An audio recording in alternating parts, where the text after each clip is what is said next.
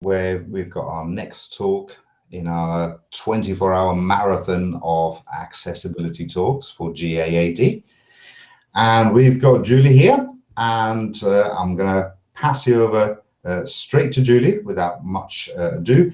I am going to remind you, though, if you've got any questions about the presentation for Julie, just tweet them to @Paciello Group, hashtag ID24, and we'll answer them towards the end of the talk. Questions? Right.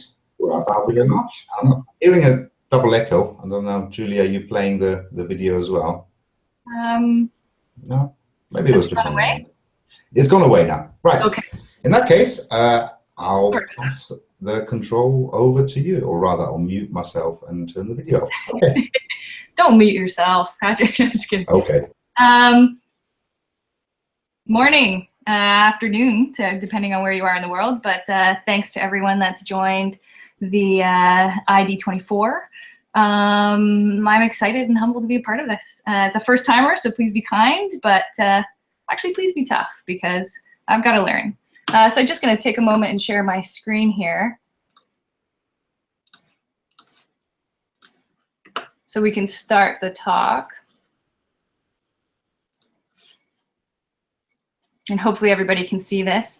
So my talk is called Close Encounters of an Inclusive Design. And basically it's a case study introducing IDX into a company and process. So again, my name is... Still seeing you, sorry. We're still seeing me? Yeah.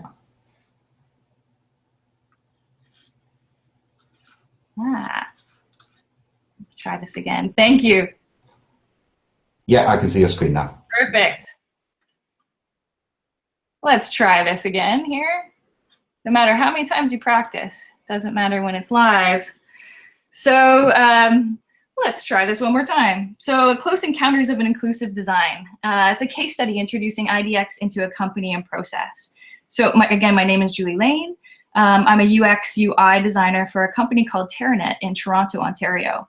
So Terranet provides online solutions like applications for governments, financials, legal, real estate markets.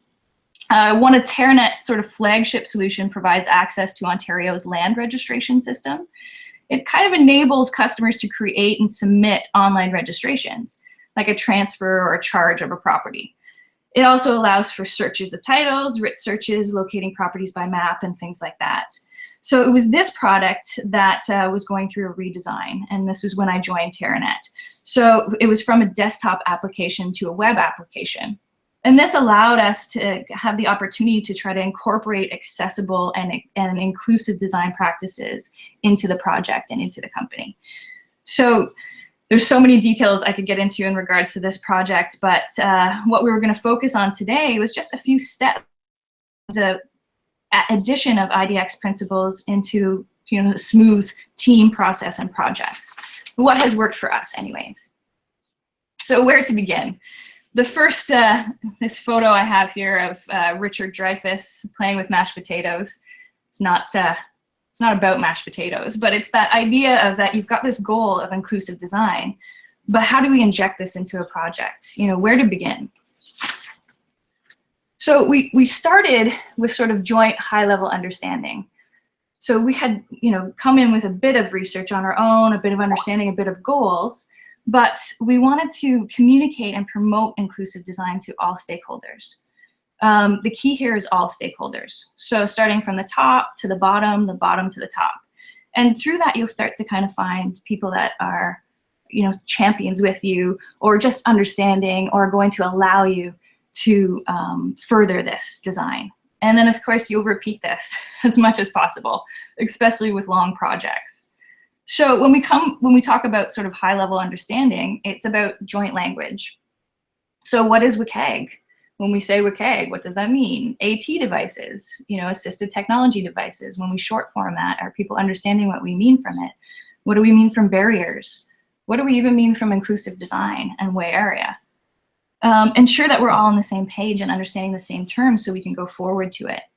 And the other thing is making these concepts pretty tangible. I mean, some just require definitions, but if we can use an example, you wouldn't necessarily bring someone right to the WCAG site. You can sort of pull out the main principles and make it a bit more digestible. So it's not as necessarily overwhelming, but they still understand the main concepts. And depending on where they are, we can break those down into smaller pieces. So then we get back to also talking about the policy. So we have a joint understanding of the government policies, your corporate policies, even your project ones. So in Ontario, we have a provincial policy called AODA, which is the Accessibilities for Ontarios with Disability Act. So often we would get, apply AODA to the screen. And we would try to build that sort of understanding that this is the policy, it's not necessarily the actions and the steps that we take in order to make things accessible or to make things inclusive. Incorporate this policy, but have different actions to them. In addition, a larger part has to do with users and scenarios. So you've got them on the joint language, they understand the policy, but really it's about, understanding the need for this and the scenarios that affect everyone. So of course the ability ranges, showing usage and show the wide range of them, even just little clips or videos. Their environmental and social barriers, touching on, if someone's in a loud environment, if someone is at a remote location, time constraints. Even show a screen reader tool, gives them an idea of how people are interacting with it. So we also elaborated on our personas to help us kind of tell this story. And it's not designed to be like, here's Joanne and she has low vision. It's to be used in conjunction with our primary, secondary user studies. So she's a law clerk, but pulling out some explaining screens of some quotes and what gives her challenges, but also solutions that we can provide. But then also paralleling that with the law clerk persona and still bringing them through the same workflows and same goals, because that doesn't necessarily change with ability ranges. We can just provide better solutions for them to make that easier. Success and examples when talking about joint understanding. So focusing on the positives, often a lot of times companies will start to think, oh, this is going to be high cost, high effort, but explaining easy wins, talking about easy solutions, what alt text can do and how easy that is to even add. Benefits, being able to see where you are, visible focus is such a benefit for everybody. And examples of where it's been used already. So show real sites, related examples, stuff that's wind, visual walkthroughs. And statistics, if we have specific statistics, that's nice. We didn't really have anything starting out, but even some generics of just the amount of impact that this can make. So once you've got that high level sort of understanding, you started to kind of grow these members that are on board. We created a team. And this team was within the project itself. So it was a type of working group. And it needs or sort of requires each member of the project to be a member of the team. So we had someone from business, someone from development, someone from QA, and we kind of became the touch points for the whole team and stakeholders. Just meeting on a regular basis, having everybody from different areas of the project as well sort of provided different perspectives and challenges. We have the same goal, but everyone sort of has different obstacles that they're dealing with within their particular area. It also gave members of the team somebody to go and speak with, and somebody that's also dealing with very similar things that they are, raising questions to the team itself. So often we would meet when we had a list of questions or a list of actions that we were trying to solve. And that leads to obviously meeting regularly and throughout the process. So this just is an initial, it's not just when defects happens. There's a whole process that if you're meeting regularly about, you can bring yourself through the entire cycle. So now we've got that team, we've got that joint understanding, and we want to understand and define the high-level requirements. So let's just kind of start getting into a little bit of the meat. So as a group, we went through things like, of course, WCAG, the guidelines. Now, depending on your project or scope, we had a lot of reports as well. So as well as online content, we also wanted to go through the understanding of the PDF criteria. And we read WCAG. You go in and you dig deep, and maybe you didn't read every single item of it, but you really needed to have that understanding, and every team member did.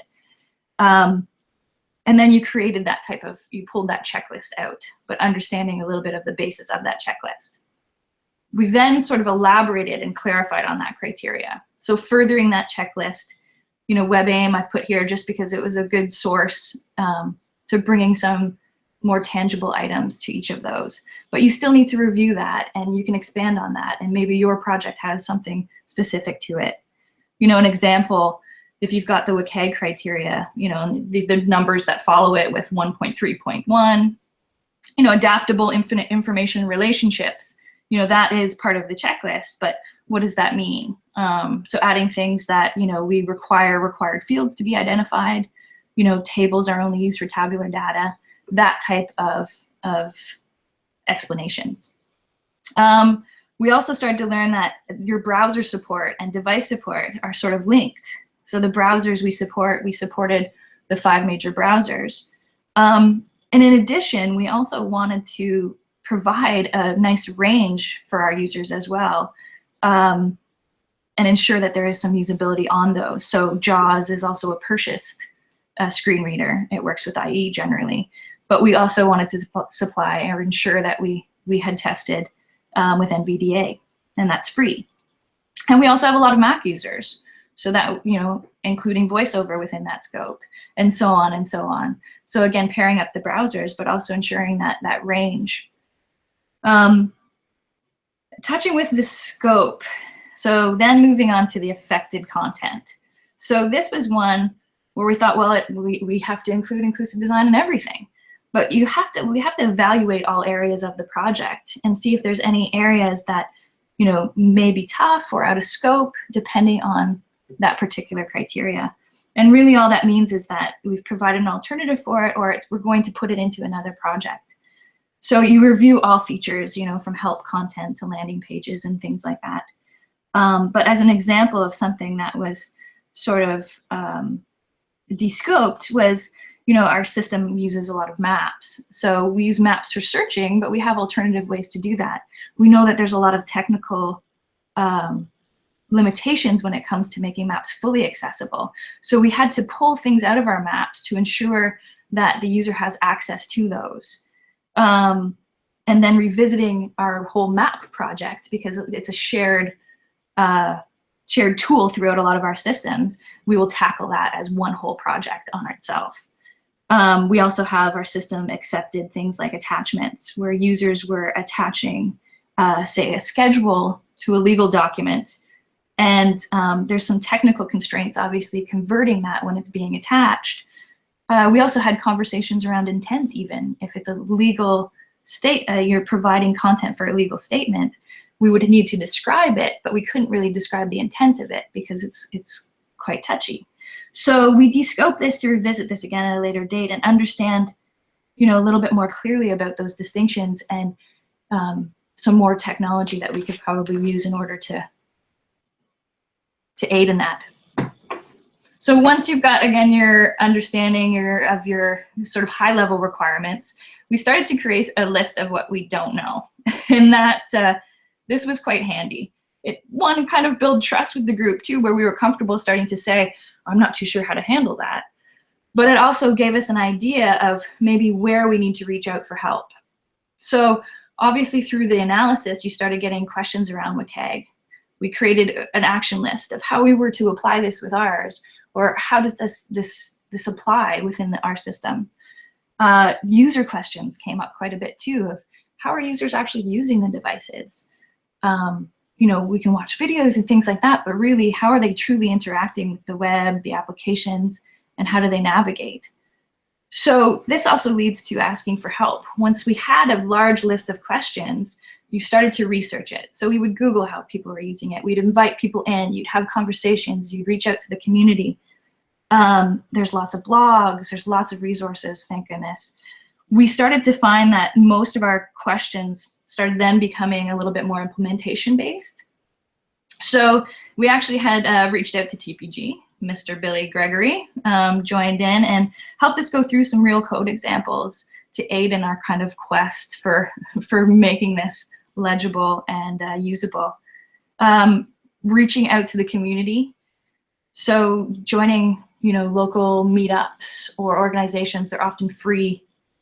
We have a great one in Toronto, Toronto Accessibility and Inclusive Design, A11YTO. But again, generally when you start finding people about accessibility, they like talking about it, and we're generally there to help. So that becomes quite crucial. So now we've got a bit more detail, and we've hopefully got some questions answered. And then again, you're gonna repeat this process, but you start to apply and assess in the early designs. So we were still sort of even understanding the project, the scope, inclusive design, all of that. And so now let's sort of analyze the artifacts that we have.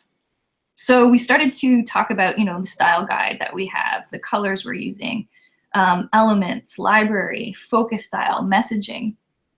I can show sort of one example, but there were so many that we ended up going through where you would have debates over, let's analyze this and make this, better and better and better. So we have a lot of legal forms in our applications. And we started thinking of, well, how are we going to handle the field level errors? You've got some modals for something really crucial. You've got page level errors that might say here, there's the following errors on the page, but then bringing them to that field level, how is that best communicated? So you can see in number 1, we first started, we see this quite often, where you've got this nice, easy identifier of the X that's kind of close to the input field, and then the notice or the error message beside the field itself. But we started questioning the relationship too. Like even when you start getting down into label 3, label 4, it was starting to read together. So label 3, there's an error, it's a required field. Label 4, is required field part of label 4? Is it part of label 2? How much spacing do you need to make that relationship clear? Number 2 sort of brought those required fields underneath to say, well, I'm not too sure, again, where is that relationship to the actual field itself? So number 3, we started thinking about how could we incorporate the message and the label together? 1, would that be confusing? And 2, or would it provide more clarity? And of course, you have to test these things as well. But this is generally where we sort of landed, because you were able to bring that relationship really clear between, yes, this particular field has an error, and breeding it into a bit of a sentence. So we also had a great dev team that decided to remove that required field indicator. So instead of it saying label 1, and then you would have that asterisk that would usually communicate that this is required as well, and then the redundancy is a required field, that would be removed when the error came, and then they would bring back the field indicator, required field indicator, after the error was removed. So they worked quite hard on this sort of little function. So we did this with mock-ups. We had, I remember Billy also discussing of, should we put the checkboxes on the right-hand side instead of the left? That discussion where you're reading from, right to left. So, maybe we should have it at the, left to right. So maybe we should have that checkbox at the end. We actually did keep it on the left, but because we also had an action menu on the right. But those type of debates and just the fact that we were questioning them, and we were questioning them early before they were actually built, it was saving a lot of time. Talking about the technical stack as well, this is important in the early stages. What components maybe already have a lot of these inherent features built in, and if they do, can we use them? So we've also got obviously a large section when it comes to build into implementation and testing. So you want to build and test and build. This could really be a talk in itself, and I'm not going to focus too much on this, but I can call out some of the main areas where we started to build it into the process. In addition, building it into agile type of workflows and things like that, you can get into stories, you can get into all sorts of things. But what we tried to do is do some development-based testing. So initially, we've kind of analyzed that design phase, that early, the mock-ups, the style guides, as much as we could kind of do that. And then when we started getting into the development, getting the developers to do a few key checks. Running a wave report, it's an automated high-level check, ensuring that the components that they created is keyboard accessible. Basic read out loud behavior, ensuring that the proper alerts were put in and things like that. We discussed a lot about automation tools, when to use it, what it catches. That was also a lot of the questions that were raised that we would often bring back from consultation. AT device testing, our QA was testing with the actual devices. WCAG testing against that particular checklist, as well as any of the extra criteria that we've brought forward. Also, we started discussing about workflow testing. We're ensuring that we're catching the in-between stages and the interaction. So, if you test that particular component or you test that screen, but what about, again, bringing it back to those the user workflows? If you're going from start to finish, are there any barriers that are encountered at that point? User testing, obviously getting real users of all ability ranges.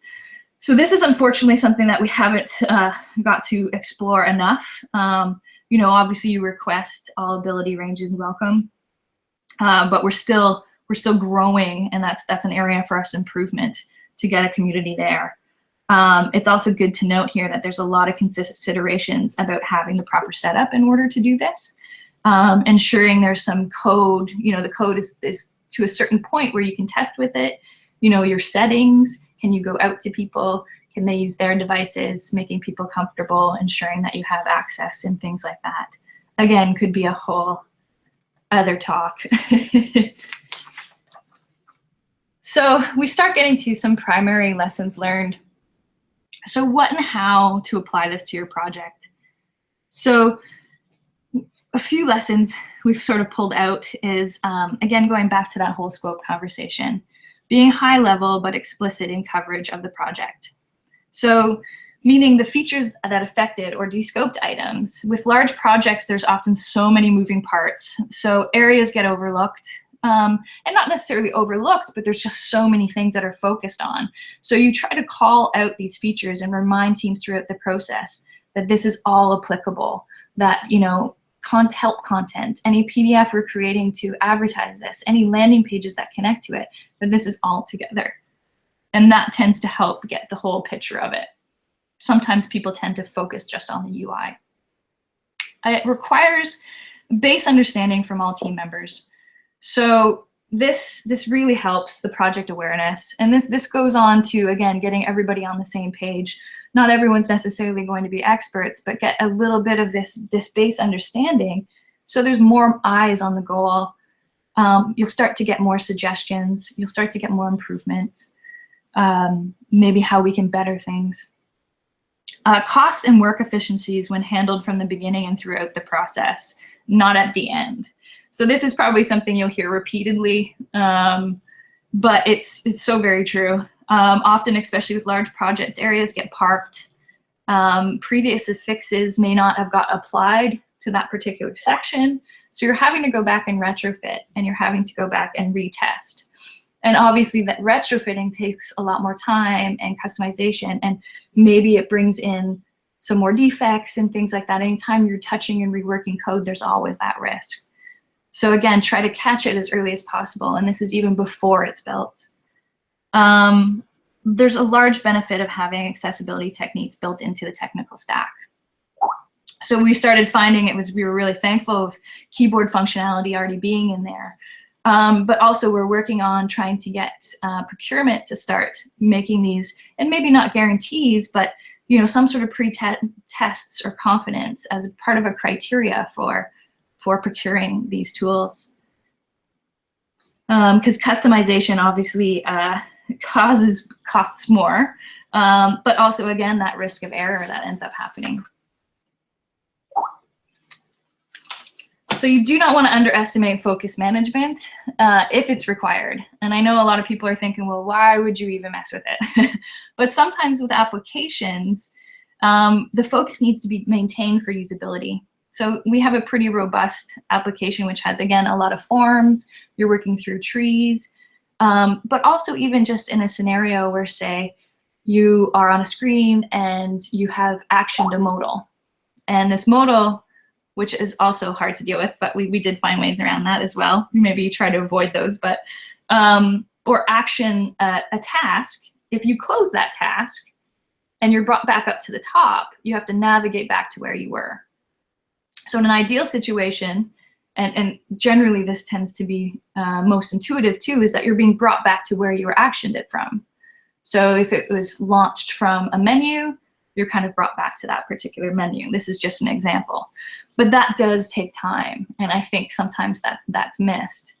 And also always having that visual or visible. So using the standard HTML elements as much as possible. So there was a lot of inherent benefits with that, less customization. Again, this sort of mirrors the same. So another great thing when we were sort of learning is that there's a lot of quality and benefits, obviously, that come from applying IDX into your company and process.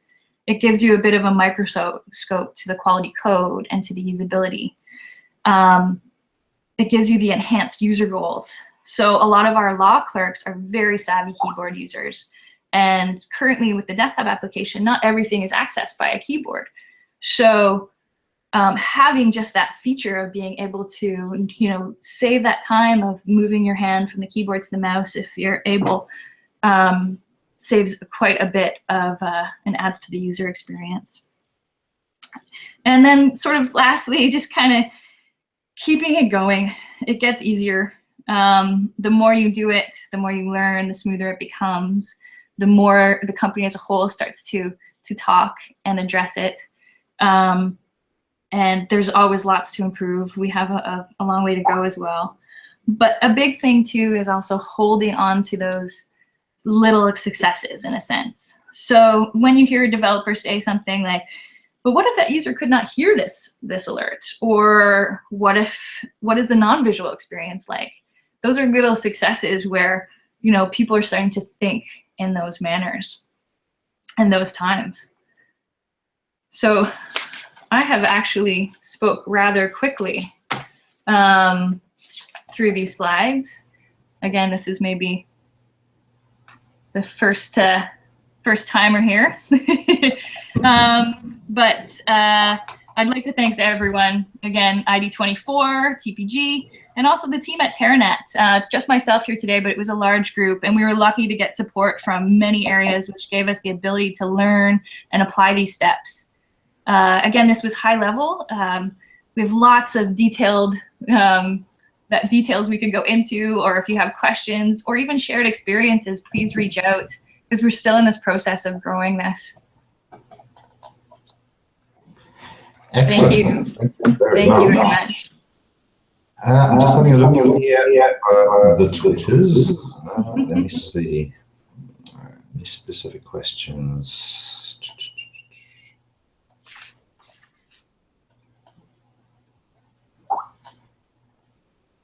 No, I think you're off the hook on this one. We could talk more about the records in the background. Oh, absolutely, yeah. Yeah, Steve, just before our session, Steve was very intrigued by the background accoutrements there with all the vinyl. Thank you very much. Right.